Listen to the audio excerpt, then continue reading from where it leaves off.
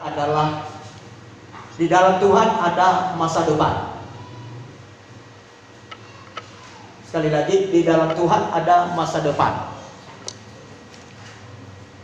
Kita baca dalam Amsal 23 ayat 18 Bapak Ibu. Amsal 23 ayat 18. Demikian firman Tuhan, saya akan baca bagi kita Bapak Ibu Saudara. Karena masa depan sungguh ada dan harapanmu tidak akan hilang. Sekali lagi, karena masa depan sungguh ada dan harapanmu tidak akan hilang. Amin. Puji Tuhan Bapak Ibu Saudara. Bapak Ibu Saudara, saya kembali kepada tema daripada firman Tuhan Bapak Saudara, di dalam Tuhan ada masa depan. Artinya hanya ada masa depan, hanya ada di dalam Tuhan. Kalau kita bandingkan dalam Yeremia 29 ayat 11 berkata, sebab aku mengetahui rancangan-rancangan apa yang ada padaku mengenai kamu. Demikianlah firman Tuhan, yaitu rancangan damai sejahtera dan bukan rancangan kecelakaan, untuk memberikan kepadamu hari depan yang penuh harapan. Dan kita memperhatikan Bapak Saudara, dalam hidup kita ada 3 hal yang tidak bisa kembali dalam hidup kita, dan ada juga 3 hal yang tidak akan pernah hilang dalam diri kita. Dan ya Bapak Saudara, ada 3 hal dalam hidup kita yang tidak bisa kembali, maksud saya. Sekali lagi, ada 3 hal dalam hidup kita yang tidak bisa kembali. Yang pertama adalah waktu. Yang kedua adalah kenangan. Yang ketiga adalah kesempatan. Bapak Ibu Saudara, kalau Tuhan masih memberikan kita kesempatan, gunakan itu dengan baik. Dan ada juga kemudian ada 3 hal yang tidak boleh hilang dari hidup kita. Yang pertama adalah pengharapan. Yang kedua adalah ketulusan. Yang ketiga adalah gairah. Itu tidak boleh hilang dalam diri manusia Bapak Ibu. Harapan ada pada Tuhan, ketulusan ada di hati kita. Sama seperti apa yang disampaikan oleh Tuhan Yesus, hendaklah engkau tulus seperti merpati dan cerdik seperti ular. Artinya kitalah memiliki ketulusan dalam hati seperti merpati. Nah, kita melihat Bapak Saudara, ini juga adalah gairah. Gairah ini Bapak Ibu Saudara, kita baca Bapak Saudara bahwa gairah ini sebenarnya adalah mohon maaf, jangan di negatif Bapak Saudara, adalah gairah ini adalah nafsu. Nafsu ini bukan hanya dipakai untuk hal-hal negatif ya. Tapi nafsu ini adalah, ada nafsu makan, ada nafsu bekerja, ada nafsu Bapak Saudara untuk segala sesuatunya, untuk belajar ada nafsu. Semangat belajar itu adalah nafsu. Nah, ini adalah merupakan sebuah gairah. Gairah tidak boleh hilang dalam diri manusia. Kalau hidup manusia sudah kehilangan gairah, maka manusia tersebut tidak punya pengharapan. Kalau manusia sudah mulai kehilangan gairah, maka semangat pun sudah mulai hilang dan sudah mulai pudar Bapak Saudara. Kita lihat ada banyak orang Kristen dalam menghadapi hidup ini dengan apatis, putus asa, kecewa, bahkan tidak punya harapan, tidak memiliki spirit, tidak ada semangat, gairah dengan semangat, bahkan pola pikir pun sudah jauh dari kebenaran firman Tuhan. Konsep yang tertanam dalam pikirannya ketika sudah tidak punya gairah, menganggap bahwa tidak ada lagi yang baik dalam hidup ini. Itu kalau sudah dipengaruhi pikirannya dengan tidak ada gairah, lalu tidak baik dalam hidup ini. Realita ini nyata bagi orang yang tidak punya gairah. Realita hidupnya banyak ketidakpastian. Itu dalam pola pikir, dalam konsep dia berpikir bahwa tidak ada lagi kepastian, hanya adalah ketidakpastian. Bapak Ibu, ketidakpastian. Dan lihat Bapak Saudara, bahwa sehingga banyak orang Kristen percaya kepada kekuatan dunia. Kalau sudah mulai konsep pikiran kita dipengaruhi dengan tidak bergairah, maka kita mulai dipengaruhi pikiran kita dengan percaya kepada kekuatan dunia. Kalau orang sudah percaya kepada kekuatan dunia, maka sebenarnya Bapak Ibu Saudara, ini adalah orang, ciri khas orang yang hidup dalam apatis atau hidup dalam kekecewaan. Firman Allah berkata bahwa Tuhan akan melarang, karena di situ tidak ada pengharapan.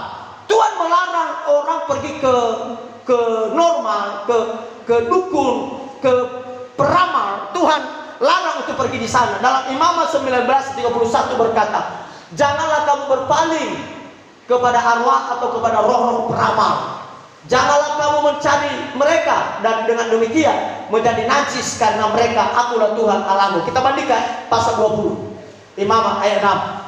Orang yang berpaling kepada arwah atau kepada roh-roh peramal, yakni yang berzina dengan bertanya kepada mereka, aku sendiri akan menentang orang itu dan melenyapkan dia dari tengah-tengah bangsanya.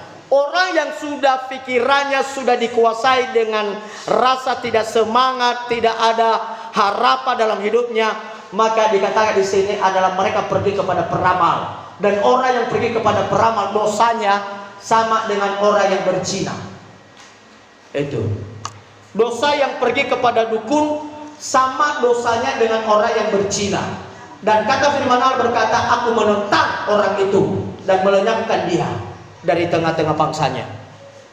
Itu orang yang hidup dalam apatis, hidup dalam pikirannya dikuasai dengan tidak bergairah, dikuasai dengan tidak punya harapan. Dalam hatinya tidak lagi ada ketulusan. Bapak Ibu Saudara, Bapak Ibu Saudara, bahwa Tuhanlah yang memberikan kita masa depan, bukan dukun, bukan dunia, tetapi masa depan yang dijanjikan dan harapan yang terwujud. Apa yang harus kita lakukan Bapak Saudara? Membenahi diri, benahi diri dan meraihlah masa depan bersama dengan Tuhan. Ada 3 hal yang harus saya sampaikan bagaimana supaya kita bersama dengan Tuhan memiliki masa depan yang cerah. Yang pertama adalah tidak mudah menyerah dengan keadaan. Tidak mudah menyerah dengan keadaan. Bapak Saudara, keadaan yang kita alami dengan orang yang tidak percaya sama. Hari ini hujan, hari ini musim krisis. Orang yang tidak percaya kepada Tuhan pun sama. Tapi banyak orang yang tidak percaya kepada Tuhan dimanfaatkan karena tidak turun getah mencuri. Tapi kalau kita beda, Bapak Saudara, karena kita juga mengalami krisis, goncangan, mereka juga mengalami seperti itu. Namun bedanya kita harus punya prinsip. Tidak boleh menyerah dengan keadaan. Sesulit apapun keadaan kita, jangan pernah menyerah Bapak Ibu. Selemah apapun, sekrisis apapun, segoncangan apapun keadaan kita, jangan pernah menyerah dan meninggalkan Tuhan. Amin. Saya berikan contoh. Saya beri contoh dalam Alkitab. Ingat Yusuf Bapak Ibu. Yusuf. Bisa baca ya? Dari apa ya? Agak gelap saja. Ingat Yusuf. Bapak Saudara, Yusuf punya cita-cita dan punya pengharapan, dan sehingga dia mendapat mimpi. Mimpinya begini Bapak Saudara, ada gandum, ada berkas, lalu ada 11 berkas daripada saudara-saudaranya. Dia bincang-bincang kepada ayahnya, Pak, aku mimpi. Lalu ada 11 berkas gandum, sujud menyembah kepada berkas gandumku. Lalu saudara-saudaranya berkata, oh berarti kau raja atas kami. Mulai dari situ saudara-saudaranya benci dengan dia. Mereka benci dengan Yusuf, sehingga saudara-saudaranya berniat untuk membunuh dia, membuang ke sumur. Ini adalah sumur yang kosong. Setelah ditarik dari sumur, dijual lagi kepada pedagang. Setelah dijual kepada saudagar orang Mesir, maka orang Mesir ini jual lagi kepada Potifar. Dan dari Potifar dia masuk penjara. Lalu Bapak Ibu Saudara, penderitaan yang dialami bukan kesalahannya. Kalau kita bersaudara, kadang-kadang kita putus asa, mudah menyerah. Udahlah, semakin aku dekat dengan Tuhan, semakin banyak cobaan. Aku dibunuh oleh saudaraku, dijual kepada saudagar orang Mesir, lalu dijual lagi kepada Potifar, lalu kepada Potifar lagi digodai oleh istrinya, lalu dimasukkan lagi di dalam penjara Bapak Ibu Saudara. Dan ketika dia masuk dalam penjara, disitulah proses bagi dia, lalu mimpinya itu akan menjadi kenyataan. Amin. Mimpi merupakan satu visi bahwa Tuhan akan mengangkat hidupnya dan akan menjadi pemimpin walaupun dia dibenci oleh saudara-saudaranya. Mimpi akan menjadi kenyataan. Mahasiswa saya pernah tanya sama saya, bagaimana Pak dosen supaya supaya mimpi kami dan memiliki mimpi dan supaya mimpi kami menjadi kenyataan. Yang pertama lakukan banyak tidur. Supaya banyak mimpi. Kalau sudah banyak mimpi, ya doakan saja supaya jadi kenyataan. Tapi bukan ini Bapak Ibu Saudara. Yang dimaksud di sini adalah Allah memakai mimpinya untuk memberikan sebuah visi bagi dia. Dan kita lihat adalah bisa Tuhan mengubah orang yang frustasi menjadi prestasi bagi Yusuf, Bapak Saudara. Kalau kita baca dalam Kejadian, kita lihat dalam Kejadian pasal 50 Bapak Ibu, ayat 20. Dikatakan di sini, memang kamu telah mereka-rekakan yang jahat terhadap aku, tetapi Allah telah mereka-rekakannya untuk kebaikan, dengan maksud melakukan seperti yang terjadi sekarang ini, yakni memelihara hidup suatu bangsa yang besar. Prestasi yang dialami oleh Yusuf, dia diangkat oleh Tuhan untuk memelihara suatu bangsa yang paling besar. Itu adalah prestasi Bapak Ibu. Saya berharap bahwa dalam hidup kita akan munculkan prestasi-prestasi apa yang kita miliki, kita buat untuk pekerjaan Tuhan. Yang kedua Bapak Ibu, yang kedua adalah selalu berdoa dan mengandalkan Tuhan dalam segala hal. Saya berikan contoh dalam 1 Tawarikh pasal 4 ayat 9 sampai 10. Ini saya tidak baca Bapak Saudara, tapi ini adalah kisah kelahiran daripada Yabes. Ketika Yabes dilahirkan, maka mamanya Bapak Saudara mengalami penderitaan atau dilahirkan ibunya dalam sengsara kesakitan dan melebihi wanita lain. Ketika Yabes lahir, dan orang beranggapan bahwa Yabes itu adalah terkutuk. Yabes itu adalah bukan membawa keuntungan bagi keluarga. Yabes itu adalah membawa kesusahan bagi keluarga. Tidak beruntung, Bapak Saudara. Lalu Bapak Ibu Saudara, akhirnya Yabes ini dia berdoa. Ketika Yabes ini berdoa, Bapak Ibu Saudara, berdoa kepada Tuhan, maka kutuk ini, yang buruk ini, Tuhan ubah menjadi baik. Yabes yang orang berkata bahwa dia membawa keburukan, kesusahan bagi keluarganya, tapi ketika dia berdoa sama Tuhan, Tuhan akan mengubah itu menjadi berkat bagi hidupnya. Maka ada pujian yang sering kita nyanyikan, kiranya Engkau memberkati aku melimpah-limpah.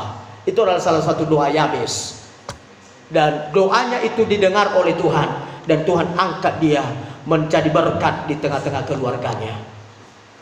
Yakobus pasal 5 ayat 16 berkata, doa orang benar bila dengan yakin didoakan sangat besar kuasanya. Bapak Saudara, yang kedua. Yang ketiga, yang terakhir Bapak Ibu, adalah hidup dalam iman. Hidup dalam iman. Saya berikan contoh dalam Lukas 5 ayat 1 sampai 6. Alkitab menuliskan tentang Petrus yang sudah berusaha dengan segala macam cara lewat pengetahuan dan pengalamannya sebagai nelayan, tetapi gagal. Ia tidak berhasil, tidak mendapat apa-apa.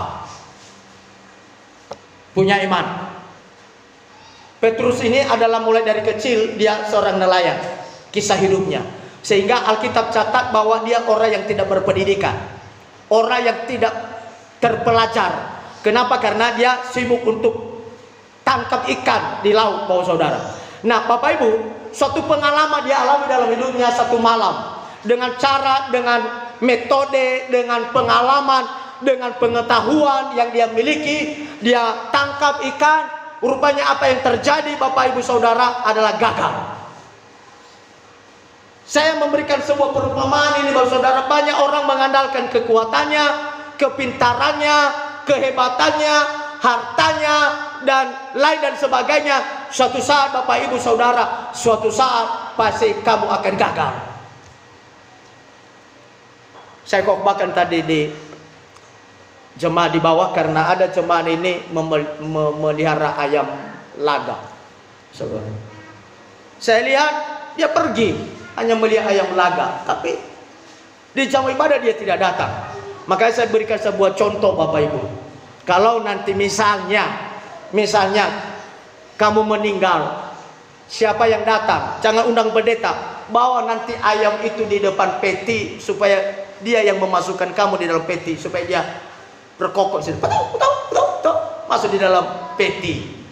Ya, banyak yang ketawa Bapak Saudara, tapi memang saya serius ini Bapak Saudara. Kenapa? Karena lebih mengutamakan ayam daripada ke gereja. Nah, kalau nanti ada sesuatu, kan tidak baik-baik kalau acara kita tidak ada pendeta. Tidak bagus Bapak Ibu. Mau acara duka, mau acara suka, kalau tidak ada pendeta pasti ada dipertanyakan. Misalnya ada duka, pasti orang lain berkata, mana pendetamu? Misalnya acara syukuran, ditanya pasti orang tanya, mana pendetamu? Pasti Bapak Ibu ditanya. Bukan nanti orang bertanya kalau syukuran, mana ayam lagakmu? Kenapa tidak dibawa? Tapi yang ditanya Bapak Saudara gembala. Nah, kita lihat di situ Bapak Saudara bahwa Petrus mengandalkan kekuatannya. Dia adalah orang yang profesional dalam penangkapan ikan, punya pengetahuan, pengalaman yang luar biasa, seorang sebagai nelayan. Tapi ujung-ujungnya dia tetap gagal, tidak berhasil, tidak mendapat apa-apa. Tetapi ketika dia merespon firman Allah, kata Yesus kepadanya, tebarkanlah jalamu. Lalu Petrus berkata, sudah punya pengalaman aku ini Tuhan Yesus. Saya tidak sepanjang malam aku bekerja keras tidak mendapat apa-apa. Masa aku menangkap ikan, apalagi ini di pagi hari, tidak lagi ikan yang harus ditangkap. Lalu karena Petrus merespon perkataan Yesus, maka Petrus bertolak ke dalam, yang agak dalam, lalu dia menebarkan jalannya itu. Maka kita melihat Alkitab catat, kalau kita baca dalam Lukas 5 ayat 1-6 itu, dia mendapatkan ikan yang berjumlah banyak sampai jalannya sobek, dan sampai minta tolong kepada teman-teman perahu yang lain, datang di sini, ayo kita gabung penangkapan ikan. Artinya Bapak Ibu, kalau kita merespon firman Allah, merespon kebenaran firman Tuhan, karena keberhasilan hanya ada di dalam Tuhan. Masa depan hanya ada di dalam Tuhan. Rupanya masa depan itu kita diuji Bapak Ibu. Kita lihat dalam Roma pasal 5 Bapak Ibu. Kita diuji Bapak Saudara. Saya baca mulai ayatnya yang ketiga Bapak Ibu. Roma pasal 5 ayat 3 mulai. Dan bukan hanya itu saja, kita malah berpegang dalam kesengsaraan kita, karena kita tahu bahwa kesengsaraan itu menimbulkan ketekunan, dan ketekunan menimbulkan tahan uji, dan tahan uji menimbulkan pengharapan. Dan pengharapan tidak mengecewakan, karena kasih Allah ada dicurahkan di dalam hati kita oleh Roh Kudus yang telah dikaruniakan kepada kita. Tuhan tidak pernah mengecewakan kita Bapak Saudara, ketika kita punya pengharapan bagi Tuhan. Amin. Yang Bapak Saudara yang terakhir adalah dalam Ibrani 11 ayat 1, iman adalah dasar dari segala sesuatu yang kita harapkan, dan bukti dari segala sesuatu yang tidak kita lihat. Ayat 6 berkata, tanpa iman tidak mungkin berkenan kepada Allah. Oleh sebab itu, milikilah iman yang luar biasa dalam setiap kehidupan kita. Amin. Kita bangkit berdiri, kita akan diperhadapkan dengan perjamuan Tuhan. Kita nyanyi satu pujian, hanya Kau Tuhan di hidupku, Kau berikan hidup yang baru. Haleluya.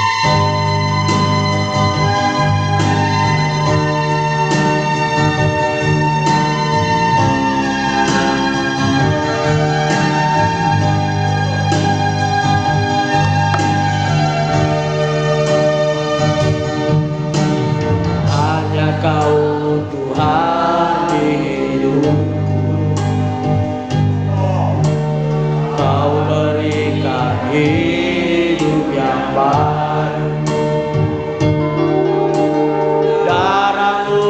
menyucikan, pulihkan hatiku. Yesus, Engkaulah segala, Engkaulah sumber pengharapan, Engkaulah sumber pengharapan. Kuasa-Mu sanggup memulihkan. Oh, jiwaku pun berserah akan